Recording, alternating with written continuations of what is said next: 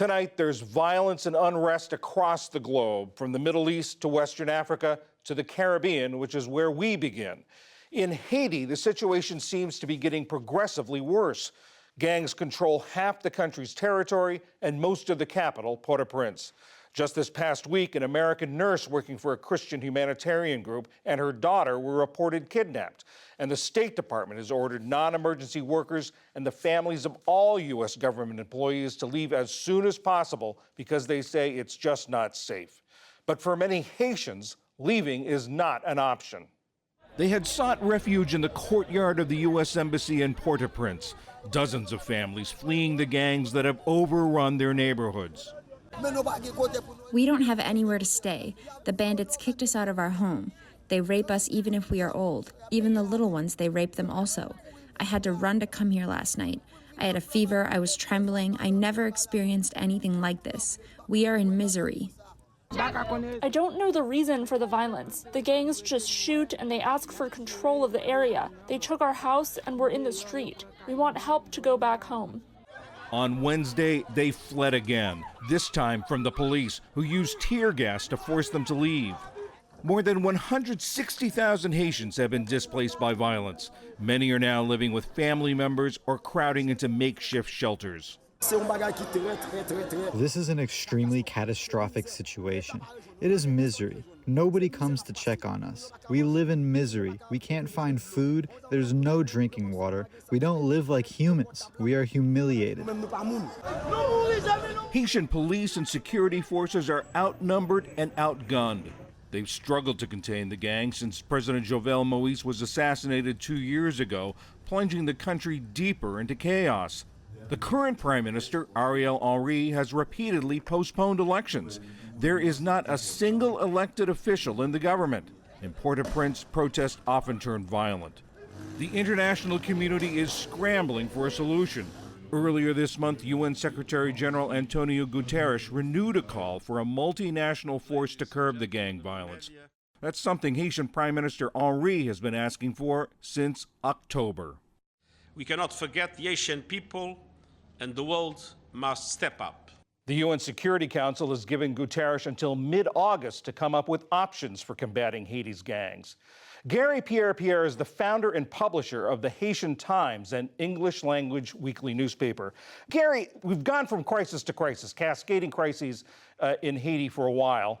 Does this time feel different? Have we entered into a new phase, do you think? Well, absolutely, John, and thanks for having me. I mean, the situation has gone from bad to worse. Now, the clip that you played, people are desperate. They're going to the U.S. Embassy's courtyard and front doors, thinking that they'll be safe there. So this is where we are. And while the UN Security Council decides what to do. How long can Haiti endure this?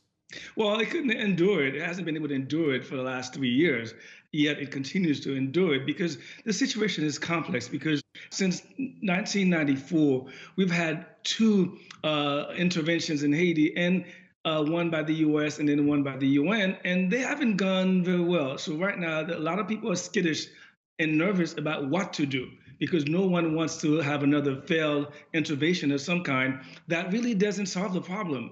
And so now people want to make sure that whatever it is that needs to be done will be something that works for the Haitian people and for the international community, because we just cannot have a repeat of the same old again. Given that legacy and shadow of previous interventions, would an international security force work? Would it be an answer to this? The question is not whether it will work. What is the long-term strategy? How do you make sure that the gangs are reintegrated into society and they're not just waiting out whatever force that comes in, and then when that force inevitably leaves because it has to leave, what happens next, the mid to long-term situation in Haiti? Are we going to be back 10 years later to try to, again, pacify the situation? And no one wants that. Given again the memories of the Marines landing in '94 and the UN force going in after the earthquake, would the Haitian people welcome that, an international force coming in?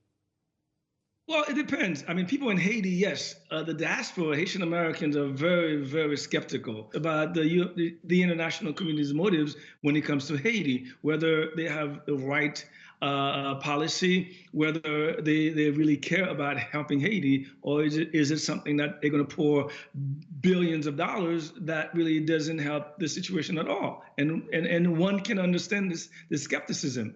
Why hasn't Prime Minister Henry held elections? Well, John, the situation is untenable. People are not safe in their home. And so I don't know how he's going to organize elections, to be quite honest. First of all, you need to pacify, return the country to normalcy, then organize elections. And we're not being honest about this situation of elections. I think the United States government think that election is what constitutes a democracy. In the case of Haiti, it doesn't.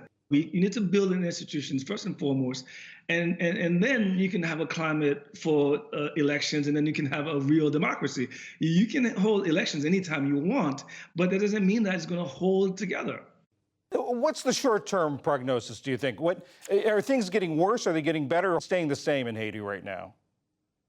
Well, it depends who you talk to. Some of my sources at the UN have told me that they been controlling the gangs. One of the things that they're doing is squeezing them out of their munitions. But the Haitian people on the ground in Haiti, the clip that you played is very clear what they want. They want help, and that help cannot be done through diplomacy because they are being abused, they are being raped, they are being killed by these gangs. And it's not even a war, because the other side doesn't have any weapon to fight against the gangs. The police are inept. You said outgunned, and they are outgunned because the gang members, the gang leaders, have better weapons than the police. At the risk of sounding frivolous, I want to ask you about the World Cup.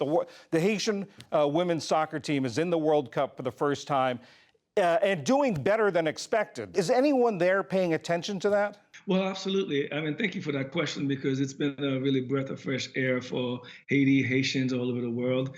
These women, young ladies, have made us very proud. And I think also this is a metaphor for Haiti and what Haitians can do if we put ourselves together and decide what we want to do. Because the government and the Haitian Federation have invested millions into this team to make sure that they are performing, they are where they are. And by the way, John, they are the youngest team in the competition, very inexperienced to some extent, but they are playing well despite having lost 2 matches. It's been close, we've been competitive. And so, yeah, this is something that's welcome distraction, if you will. And it's not vain at all, because as you know, sports is really something that brings joy to the world. And right now, we all are riveted with the World Cup. The women are great. All the other teams are doing well. And I'm really enjoying it. The time difference notwithstanding, it's great. Garry Pierre-Pierre, the founder and publisher of the Haitian Times. Thank you very much. Thank you, John.